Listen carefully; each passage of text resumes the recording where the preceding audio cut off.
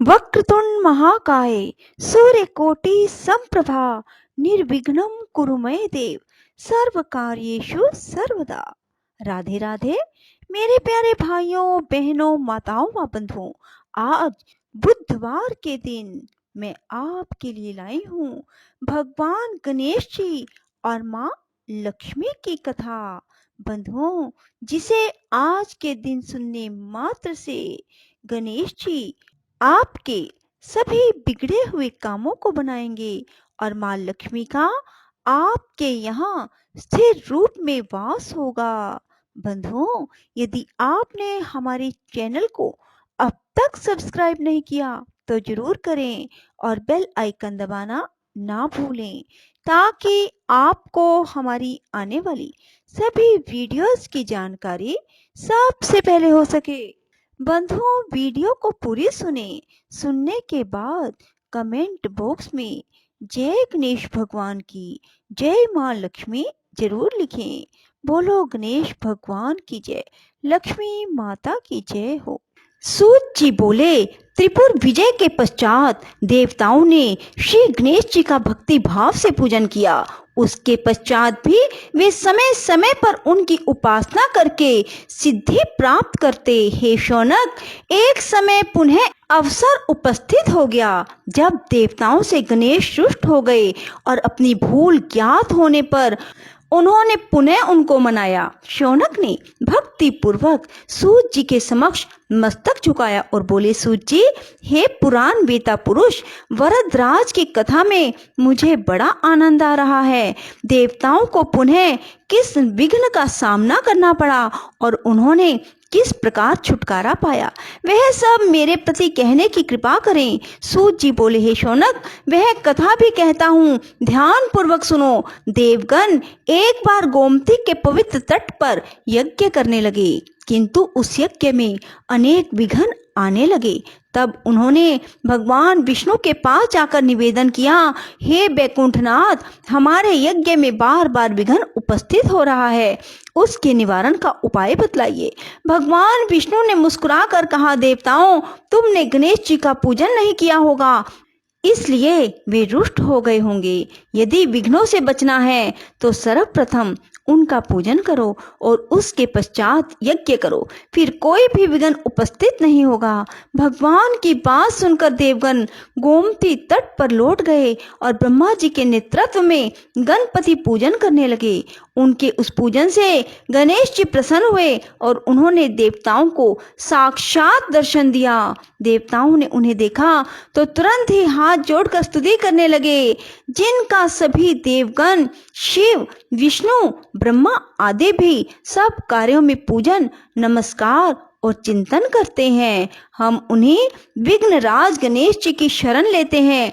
हे गणेश्वर, आपके समान मनोवांछित फल प्रदान करने वाला अन्य कोई देवता नहीं है। त्रिपुर असुर वध के समय शिव जी ने आपका ही पूजन करके विजय प्राप्त की थी। हे अंबिका नंदन, हमारे इस यज्ञ के विघ्नों को दूर कीजिए। देवताओं द्वारा वरदराज के बाल रूप का स्मरण होने के कारण वे उन्हें बाल रूप में ही दिखाई देने लगे।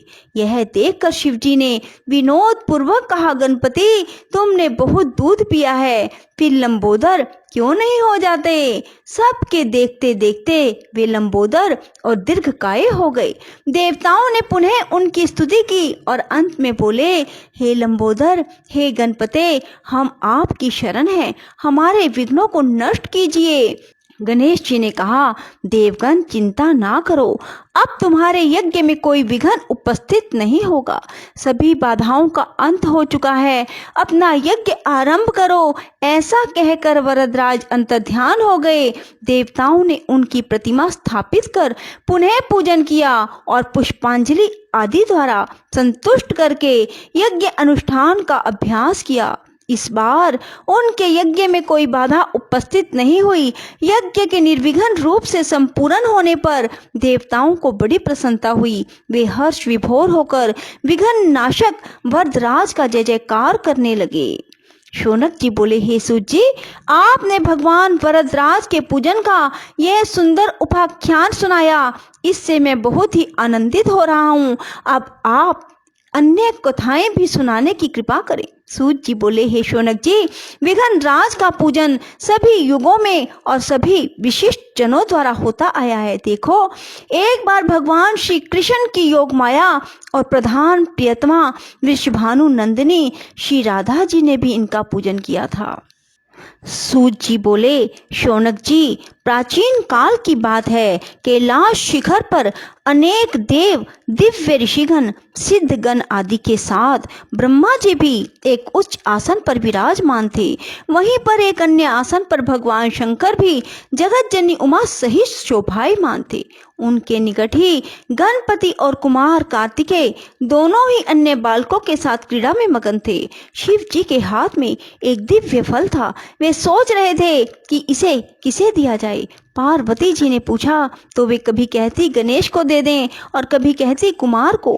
जब वे कुछ निश्चयात्मक उत्तर ना दे पाई तो शिव जी ने उसे बाद में विचार करने के उद्देश्य से अपने पास रख लिया। अब दोनों बालक गणेश और कुमार उस फल की मांग करने लगे। जब उनका अधिक आग्रह बढ़ा तब शिव जी ने ब्रह्मा जी से पूछा, ब्रह्मन, यह अपूर्व फल देव ऋषि नारद जी दे गए थे, इसे यह दोनों बालक मांग रहे हैं। फल एक ही है, आधा फल कोई लेना नहीं चाहता। ऐसी स्थिति में आप ही निर्णय कीजिए कि यह इनमें से किसे दिया जाए। ब्रह्मा जी विचार कर बोले, यदि फल एक ही है तो नियम अनुसार किसी भी वस्तु पर छोटे बालक का अधिकार पहले होता है। ब्रह्मा जी की बात सुनकर शिव जी ने वह फल कुमार को दे दिया। यह देखकर गणपति रुष्ट हो गए। विशेषकर उनका क्रोध चतुरानन पर ही था कि उन्होंने ऐसी व्यवस्था क्यों दे डाली। सभा समाप्त हुई। सभी देवता आदि उठ उठ कर अपने अपने स्थान को चले गए। ब्रह्मा जी भी अपने लोक में जा पहुंचे। वहां उन्हें सृष्टि का आरंभ करना था, किंतु जैसे ही वे सर्ग रचना में लगे वैसे ही गणेश्वर ने विघ्न उपस्थित कर दिया। उस समय उन्होंने प्रकट होकर अपना अत्यंत उग्र रूप दिखाया। उनके उस रूप को देखकर ब्रह्मा जी डर के कारण कांपने लगे। चंद्रमा ने देखा कि गणपति के उग्र रूप को देखकर ब्रह्मा जी भय से कांप रहे हैं। उन्हें हंसी आ गई। उसके साथ ही चंद्रमा के जो गण उस दृश्य को देख रहे थे वे भी हंस पड़े। यह देखकर भगवान गजानन को क्रोध आ गया और वे चंद्रमा को शाप देते हुए बोले, मयंक, तूने इस समय मेरी हंसी उड़ाकर जो अभद्रता प्रदर्शित की है उसका फल तुझे मिलना ही चाहिए। जा, तू किसी के भी देखने के योग्य नहीं रहेगा। यदि कोई भूल से देख भी लेगा तो अवश्य ही पाप का भागी होगा। इतना कहकर गजमुख अंतर्ध्यान हो गए। उनका शाप प्राप्त होते ही चंद्रमा श्रीहीन हो गए। उसके तेज में अत्यंत न्यूनता आ गई। इससे वह बहुत व्याकुल हुआ और खिन्नता पूर्वक पश्चाताप करने लगा। देखा, मैं कैसी मूर्खता कर बैठा उन जगदीश्वर के साथ। वे प्रभु तो अनिमा आदि गुणों से संपन्न, संसार के कारण के भी कारण एवं महाप्रभु हैं। उनके रुष्ट होने से मैं अदर्शनीय एवं कलाहीन हो गया हूँ। अब इससे छुटकारा पाने के लिए क्या करूं? जब चंद्रमा की समझ में कोई उपाय नहीं आया तो वह तुरंत ही देवराज इंद्र के पास गया, परंतु इंद्र आदि देवता भी उसे नहीं देखना चाहते थे। उन सभी ने अपनी अपनी आंखें झुका ली। तब इंद्र ने भी उसकी ओर ना देखते हुए पूछा, अरे चंद्रमा, तुम्हारी ये दशा कैसे हुई? क्या गजकर्ण के शाप का ही प्रभाव है? यह सब बात स्पष्ट कहो। चंद्रमा बोला, देवराज, आपसे क्या छिपा है? सब कुछ जानते ही अनजान बनकर क्यों पूछ रहे हो? हे सहस्त्रक्ष, अब शीघ्र ही मेरे शाप मुक्त होने का यत्न करो, अन्यथा समस्त संसार ही मेरे शापित होने से अशुभ फल भोगेगा। इंद्र ने सांत्वना दी और बोले, चलो ब्रह्मा जी से ही इसका उपाय पूछे, क्योंकि उनके समान ज्ञानी और सर्वलोकोपकारी अन्य कोई नहीं है। सब देवता उसके साथ ब्रह्मलोक में पहुंचे। आगे आगे चंद्रमा, पीछे पीछे इंद्र के नेतृत्व में सब देवगण। ब्रह्मा जी ने जब यह जाना कि चंद्रमा आ रहा है तो पाप लगने के भय से उन्होंने भी दृष्टि नीची कर ली और बोले, कहो सुधांशु, यहाँ किस अभिप्राय से आना हुआ? अरे, तुम्हारे पीछे तो देवराज इंद्र और समस्त सुरगण ही चले आ रहे हैं। ब्रह्मा जी के प्रश्न का उत्तर सुरपति ने ही दिया। वे बोले, ब्राह्मण, भगवान गणेश्वर आप पर कुपित हुए थे और शाप दे बैठे चंद्रमा को, इसलिए अब आप ही इसे छुड़ाने का कुछ उपाय कीजिए। हम सभी देवता इसी प्रयोजन से आपकी सेवा में उपस्थित हुए हैं। चतुरानन ने कुछ विचार कर कहा, उन्हें गणेश्वर प्रभु की शरण लेनी होगी। देवराज, चंद्रमा को आगे करके उन्हीं का पूजन एवं स्तवन करो। ब्रह्मा जी की बात सुनकर भगवान षडानन के पूजन की तैयारी की गई। उनकी प्रतिमा बनाकर षोडश उपचार पूजन एवं भावना पूर्वक स्तोत्र कर निवेदन किया गया, प्रभु इस चंद्रमा पर कृपा कीजिए। उस समय यह अज्ञानवश हंस पड़ा था, किंतु अब इसे अपनी मूर्खता का ज्ञान हो गया है। देवताओं की प्रार्थना पर भगवान गणेश्वर प्रकट हो गए। सभी ने उनका अद्भुत रूप देखकर उन्हें दंडवत प्रणाम किया।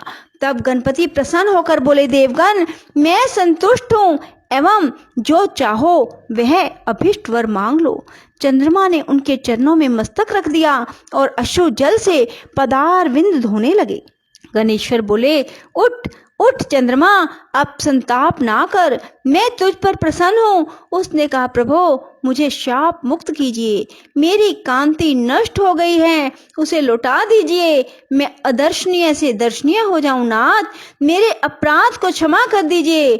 गजकर्ण बोले, अच्छा बोल, तुझे 1 वर्ष 6 मास अथवा 3 मास के लिए अदर्शनीय रहना चाहिए अथवा कुछ और चाहता है, शीघ्र ही स्पष्ट बता। चंद्रमा ने कहा, प्रभु मुझे बहुत दंड मिल गया है, अब तो क्षमा कर दीजिए। यह कहकर उसने पुनः दंडवत प्रणाम किया और सब देवता भी उनके चरणों में झुक गए। गणेश्वर ने मुस्कुराते हुए कहा, मैं अपने वचन को मिथ्य कैसे करूं? चाहे सूर्य और सुमेरु अपना स्थान त्याग दें, समुद्र अपनी मर्यादा छोड़ दे अथवा अग्नि शीतल हो जाए, किंतु मेरा वचन मिथ्य नहीं हो सकता। फिर भी मैं तुझे वर्ष में 1 ही दिन के लिए शापित रखूंगा, यथा भाद्र शुक्ल चतुर्थया यो ज्ञान तो अपिवा अभिशापो भय चंद्र भृंश दुख भाग। जाने या अनजाने में भी जो कोई भाद्रपद शुक्ल चतुर्थी को चंद्रमा को देखेगा वही अभिशप्त होगा और वही अधिक दुख का भागी होगा, इसमें कोई संदेह नहीं। भगवान गणेश के इस कृपा पूर्ण वचनों को सुनकर चंद्रमा बहुत प्रसन्न हुआ और समस्त देवगण भी उनकी जय जयकार करने लगे। चंद्रमा ने पुनः निवेदन किया, प्रभो भविष्य में मुझसे इस प्रकार की मूर्खता ना हो और मेरा चित्त आपके चरण कमलों में लगा रहे, ऐसा वर मुझे प्रदान कीजिए। गणेश्वर ने प्रसन्न होकर कहा, ऐसा ही होगा, परंतु मेरे एक अक्षरी मंत्र गम का जप करते रहना। यह कहकर भगवान अंतर्ध्यान हो गए। तब समस्त देवता स्वर्ग लोक को गए, चंद्रमा भी अपने लोक में चला गया।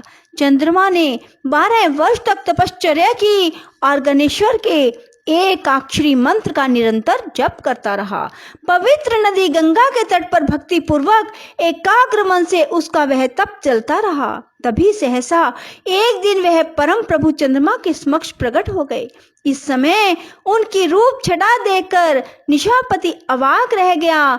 उसके चित्र में आश्चर्य मिश्रित भय व्याप गया, किंतु शीघ्र ही उसे निश्चय हो गया कि वह साक्षात आदिदेव भगवान गजानन ही है। तो वह हाथ जोड़कर प्रणाम करता हुआ उनकी स्तुति करने लगा।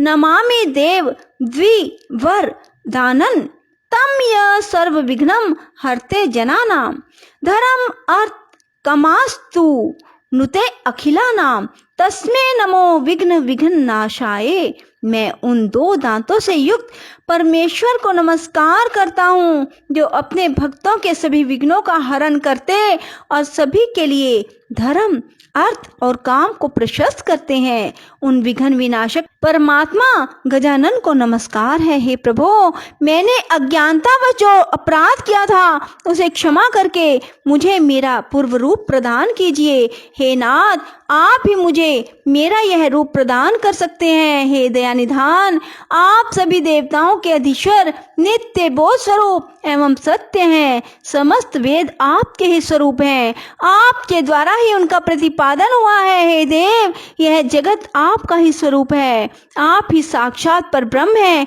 हे कृपा निधान, विश्व की उत्पत्ति, पालन और प्रलय के भी आप ही एकमात्र कारण हैं, आपका तिरस्कार कोई नहीं कर सकता। भगवान गजकर ने चंद्रमा की ओर कृपा पूर्ण दृष्टि से देखा और मधुर मुस्कान बिखेरते हुए बोले, चंद्रमा, यह तो मैं पहले ही कह चुका था कि तुम प्रत्येक वर्ष केवल एक दिन के लिए ही अदर्शनीय रहोगे। उस दिन तुम्हें जो कोई भी जाने अनजाने देख लेगा, वही बस अभिशाप का भागी बनेगा। इस प्रकार तुम्हारी निस्तेजस्विता को ऐसे ही लोग बांट लेंगे। कृष्ण पक्ष की चतुर्थी में जो व्रत किया जाएगा, उसे तुम्हारा उदय होने पर व्रत करने वाले वे लोग यदि मेरी और तुम्हारी यत्न पूर्वक पूजन करेंगे तो उस व्रत का फल प्राप्त होगा। उस दिन तुम्हारा दर्शन अवश्य करना चाहिए, अन्यथा व्रत का फल नहीं होगा। चंद्रदेव, तुम अब भविष्य में अपने एक अंश से मेरे मस्तक में विद्यमान हो जाओ, इससे मुझे तो प्रसन्नता होगी ही, तुम्हारी भी शोभा होगी। प्रत्येक मास के शुक्ल पक्ष की द्वितीया में तुम्हारे दर्शन का बड़ा महत्व रहेगा। उस दिन अधिकांश स्त्री पुरुष तुम्हारे दर्शन का पुण्य लाभ प्राप्त करते हुए तुम्हें नमस्कार किया करेंगे। मैं वर देता हूँ, अब तुम पूर्ववत तेजस्वी, सुंदर और वंदनीय हो जाओ। शौनक इस प्रकार वर देकर भगवान गजानन अंतर्ध्यान हो गए। चंद्रमा अपना पूर्व तेज प्राप्त करके प्रसन्न हो गया। इस प्रकार भगवान गजकर्ण का यह अत्यंत महिमा युक्त उपाख्यान मैंने तुम्हें सुना दिया। बोलो अब और क्या सुनना चाहते हो। बोलो श्री गणेश जी भगवान की जय। राधे राधे, जय श्री कृष्णा। बंधुओं, यदि आपको हमारी वीडियो पसंद आए तो इसे लाइक करें और शेयर भी जरूर करें। धन्यवाद।